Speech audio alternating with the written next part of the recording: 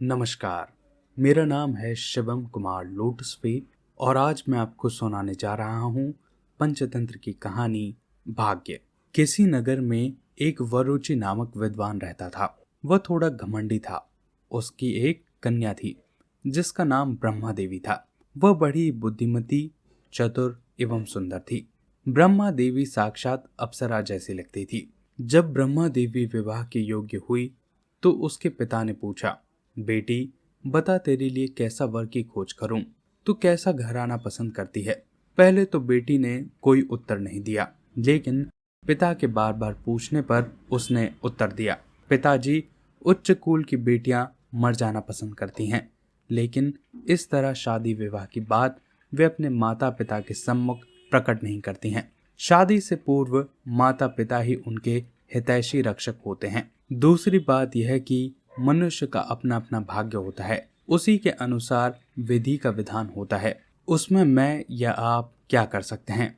वरुचि को अपनी विद्वता एवं ऐश्वर्य का बड़ा घमंड था। भाग्य की बात सुनकर उसे क्रोध आ गया और वह बोला, अच्छा, मैं तुझे तेरे भाग्य का मजा अभी चखा देता हूँ। यह कहकर वह एक ऐसे वर की खोज में निकल पड़ा जो कुरूप, गवार, मूर्ख एवं दरिद्र हो। खोजते खोजते उसने कुछ देर जंगल में एक ऐसे व्यक्ति को देखा जो एक पेड़ के नीचे जिस शाखा पर बैठा था उसी को काट रहा था। वरुचि ने सोचा, इससे ज्यादा मूर्ख कौन होगा जो यह भी नहीं जानता कि जिस शाखा पर वह बैठा है उसके काटने के बाद वह स्वयं नीचे गिर जाएगा। वरुचि पेड़ के पास पहुंचा और लकड़हारे से उसकी जाति, कुल, गोत्र आदि पूछकर शादी के विषय में पूछा। लकड़हारा शादी के लिए तैयार हो गया। उसने अपना नाम दुयश बताया। वरुचि उसे अपने घर लेकर आए और बेटी के सामने खड़ा कर कर कहा, ये देख, तेरे भाग्य से तेरा वर तेरे सामने खड़ा है। शादी की सभी तैयारियां की गई और शुभ मुहूर्त में दुयश व ब्रह्मा देवी दोनों का विवाह संपन्न हो गया। वरुचि ने अपनी कन्या का विवाह मूर्ख के साथ तो कर दिया था, परंतु बाद में उसे बड़ी पीड़ा हुई। इसी दुख के कारण उसने कई दिनों तक भोजन पानी भी नहीं किया और ना ही दरबार में गया।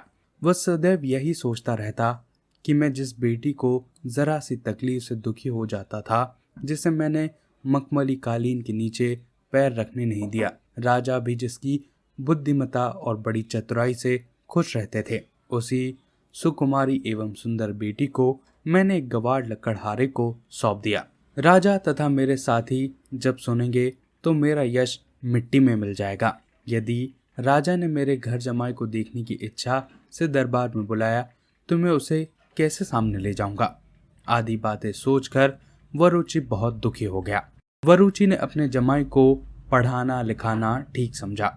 उन्होंने सोचा, राजा ने यदि इसे शीघ्र ही बुलावा भेजा तो इसे कम से कम कल्याण हो कहना तो मैं सिखाई दूंगा, ताकि दरबार में जाकर राजा तथा अन्य लोगों का अभिवादन कर सके।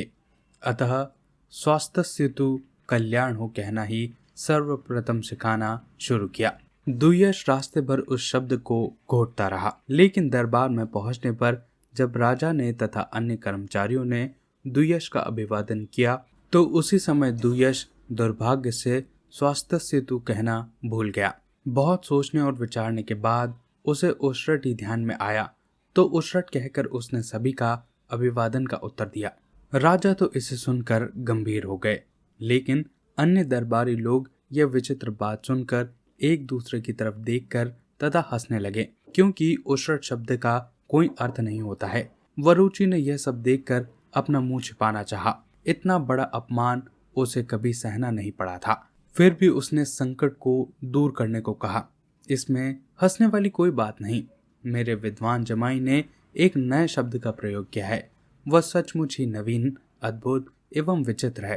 किसी भी विद्वान के इस प्रकार के नए शब्द का प्रयोग पर हंसना भद्रता का लक्षण नहीं होता। उशरट शब्द का अर्थ होता है उ यानी कि उमा, श यानी कि शंकर, र यानी कि रक्षा करे और ट यानी कि टंकार। यानी इस शब्द का मतलब होगा उमा शंकर रक्षा करे धनुष से। जब सभी ने इस अर्थ को सुना तो सब आश्चर्यचकित हो गए और राजा ने कहा, सचमुच ही वरुचि का जमाई वरुचि जैसा ही विद्वान है। इसके बाद दरबार समाप्त हुआ और लोग अपने अपने घर चले गए।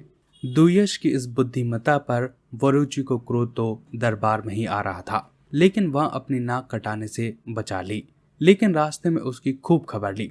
लात, घूंसे, डंडे जितने भी मार सका मारे। दुयश का शरीर सूज गया था। उसके शरीर से जगह जगह खून निकलने लगा।